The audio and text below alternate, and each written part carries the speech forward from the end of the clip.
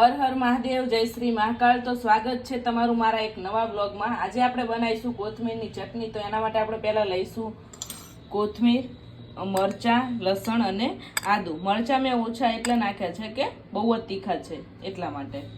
તો હવે આપણે ચટણી બનાવી લઈશું અને સાથે લઈશું અડધા લીંબુનો રસ। તમે જોઈ રહ્યા છો મેં અડધાનું અડધું લીંબુ લીધું છે, એ એટલા માટે કે લીંબુ બહુ મોટું હતું। તો આપણે અડધાના અડધા લીંબુનો રસ એડ કરીશું અને હવે આપણે ચટણી બનાવી લઈશું। આપણે જારમાં લઈ લીધા છે લીલા મરચાં, આદુ અને લસણ। એમાં એડ કરીશું આપણે કોથમીરને એડ કરી દઈશું અને મસાલામાં આપણે નાખીશું, એમાં તો કંઈ સૂકા મસાલા ખાસ આવતા નથી। આપણે એમાં એડ કરીશું સંચર। તમે જોઈ રહ્યા છો મેં સંચર એડ કરી દીધું છે।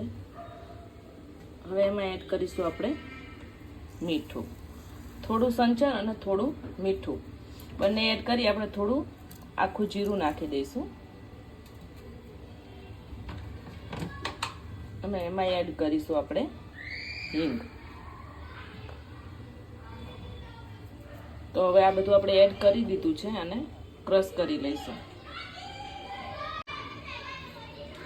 આ બધું મિક્સ કર્યા પછી આપણે એમાં એડ કરીશું પાણી એડ કરી અને આપણે એને હવે ક્રશ કરી લઈશું।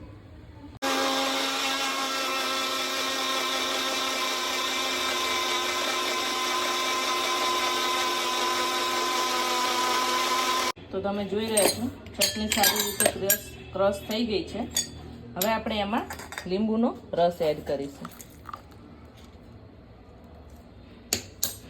લીંબુનો રસ પણ એડ કરી દીધો છે।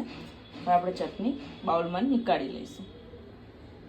લીંબુ એડ કર્યા બાદ આપણે પહેલાં એને ચમચીથી હલાવી લઈશું એટલે લીંબુનો જે રસ છે એ મિક્સ થઈ જાય અને એને આપણે ડીશમાં નીકાળી લઈશું। તો તમે જોઈ રહ્યા છો આપણી ચટણી તૈયાર છે।